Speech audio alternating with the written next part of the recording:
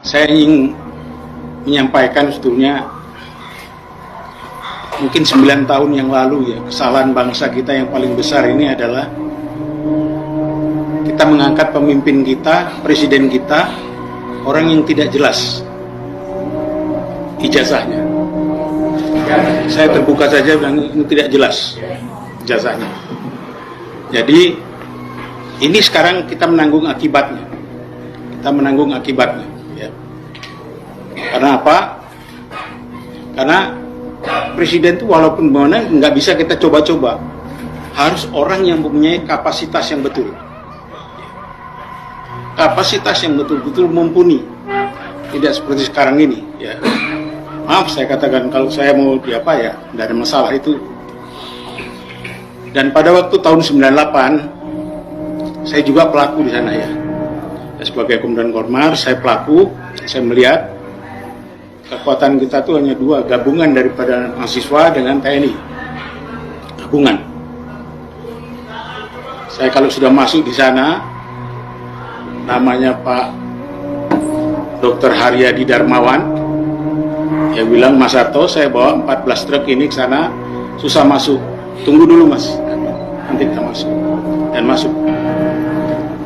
Dan pada waktu itu kalau menurut saya negara kita bukan tidak dalam keadaan baik-baik saja, enggak. Keadaan negara kita masih bagus. Bagus. KKN ya tidak seperti ini juga. Ini saya kira dengan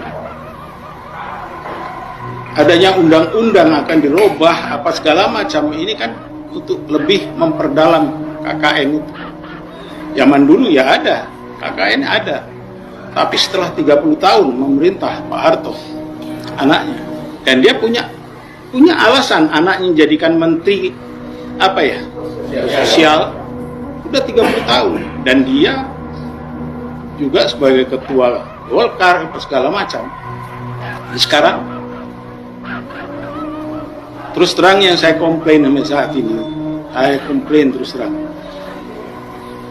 kita 78 tahun merdeka ini tidak pernah satu detik pun kita melakukan Undang-Undang Dasar 45 secara murni konsekuen. Tidak juga dengan Bung Karno. Pemilu kita pertama tahun 55 berapa mungkin? Partainya 98 apa sih? Sekarang juga partai tidak tahu berapa. Padahal kalau menurut saya terus terang, partai ini legal standingnya dari rakyat mana? Tidak ada. Legal standingnya hanya ada dari mereka kaya, mereka tajir, mereka bisa membangun partai, masuk, bayari semua, ya, bayari semua yang milih. Dan sekarang kalau mau membuat lagi presiden, saya yakin hanya dua itu yang bisa jadi.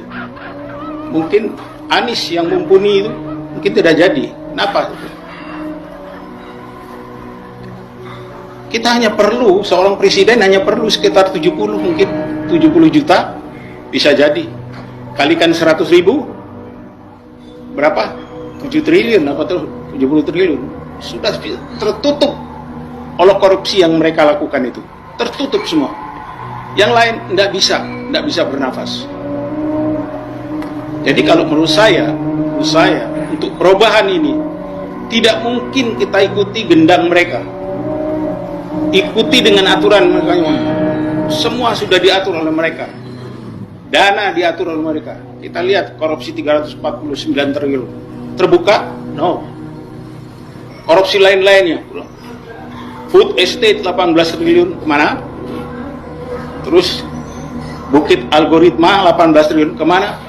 Semua itu hanya untuk persiapan pemilu. Jadi kalau orang mau maju jadi presiden, jangan ngomong kalau tidak ada uang. Tapi kalau punya 70 triliun, yes, bisa langsung. Inilah demokrasi kita. Karena demokrasi kita tidak berangkat dari rakyat. Demos kratos. Kekuasaan di tangan rakyat. Sekarang tidak. Kekuasaan begitu oligarki politik, para parpol ini bersatu dengan elit oligarki ekonomi, ya seperti ini jadinya kita akan dimiskinkan. Ya, kita akan dimiskinkan, dan maaf kata, kalau kita tidak bisa mencegah apa yang diperbuat oleh presiden kita, perjanjian dengan Cina, saya yakin nggak sampai tahun 2030 kita sudah bagian daripada Cina. Ya. Jadi tinggal kita sekarang, ya, mau apa tidak. Kalau kita ikut dengan jalan gendang mereka semua, tidak akan bisa mungkin. Yang perlu sekarang kita lihat, ayo kita sama-sama mau seperti apa? People power. Terima kasih.